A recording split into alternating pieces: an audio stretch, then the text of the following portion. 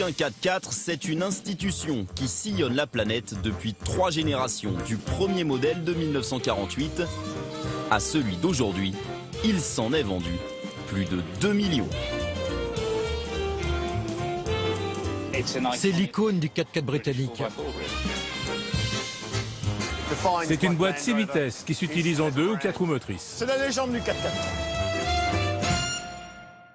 Le nom Defender apparaît dans les années 80. Le premier modèle s'appelait tout simplement le Land Rover Série 1. Alors, c'est ce véhicule qui a lancé la légende, le mythe du Defender. Alors voilà, tout à fait. Là, nous sommes donc au volant d'une série 1 de 1952. Il faut considérer ce véhicule comme un tracteur agricole qui roule un peu plus vite. C'est un tracteur. C'est un tracteur. Mais pourquoi il a atteint ce niveau de véhicule légendaire? Ça tombe en panne, mais on répare rapidement. C'est très simple, c'est pratique. Et après, c'est le look, quoi. Il n'y a pas à dire. Il est moche, mais il est plein de charme. Voilà.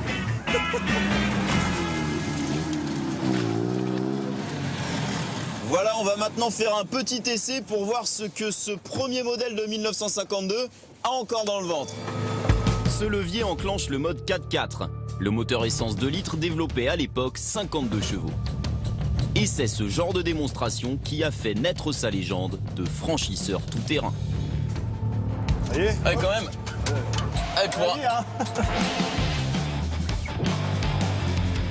Ça passe facilement en fait, non? Vous voyez, elle est pas mal à l'aise, la mémère, hein.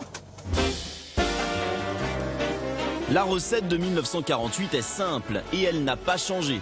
Prenez un solide châssis, une transmission 4 roues motrices, de l'aluminium pour la carrosserie parce que l'acier était trop cher et trop rare après la Seconde Guerre mondiale, et vous obtenez un concurrent direct de la Jeep Willys de l'armée américaine, mais pour le grand public, un engin utilitaire capable d'emmener toute la famille.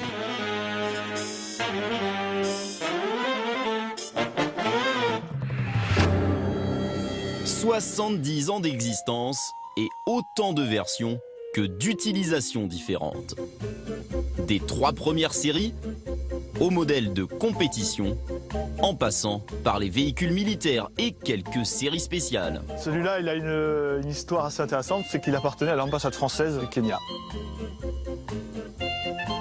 Le cahier des charges militaires, évidemment, c'est équipé d'arceaux, tout bâché. Voilà, l'avantage, c'est que c'est très polyvalent, on démonte tout. C'était des véhicules qui étaient élitreillés, tout ça. Voilà, ils les empilaient, je crois même. L'armée britannique a fait du Land Rover son véhicule officiel dès 1956. Ce modèle, une série 3, a été utilisé lors de la guerre des Malouines qui opposa l'Argentine au Royaume-Uni en 1982. Ses capacités de franchissement sont aujourd'hui, bien sûr, un peu dépassées. Et c'est avec le nouveau Defender que nous sortons Bruno Dupétrin.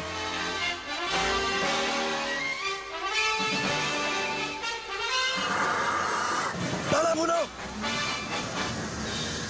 C'est un accessoire monté en concession, fourni par Land Rover. Ça vaut 3 200 € posé. Et on grimpe le véhicule à l'arbre, ça tire 4,5 tonnes. Treuil, pare-buffle, porte-jerrycan, entre autres, le Defender est peut-être l'un des véhicules les plus personnalisables au monde.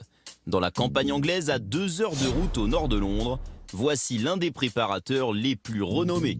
Les Defenders sont achetés à l'usine Land Rover à 1h30 d'ici, puis modifiés sur place. Environ 400 véhicules sont vendus chaque année. Vous pouvez tout changer. Les sièges, le plancher, le revêtement du toit, l'habitacle avec du cuir comme sur ces portières. Mais il y a une chose à laquelle on ne touche pas, c'est la forme carrée de la carrosserie. On veut conserver les gros phares et les petits clignotants autour, ainsi que la grille horizontale. C'est ce qui rend le Defender unique. Et quand on le voit dans le rétroviseur, on sait immédiatement que c'est un Defender. Les prix vont de 60 à 130 000 €, mais il arrive qu'une commande dépasse les 200 000. Le plus incroyable, c'est qu'ils mettent le moteur V8 de cette Ford Mustang dans certains de leurs modèles. Et nous avons sélectionné ici 3 de leurs créations les plus hautes en couleur. Recarrossés, rabaissés, repeints, ce sont les plus chers et les plus rares. Seule une quarantaine de modèles est fabriquée chaque année. Le mariage du 4x4 et du tuning.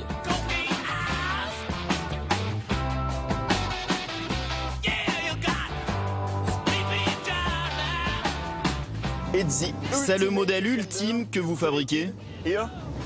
Oui, tout à fait. Il y a à peu près toutes les options que peut demander un client. Imaginez, ça reste moins cher qu'un luxueux Range Rover, mais vous avez un véhicule unique avec le style du Defender.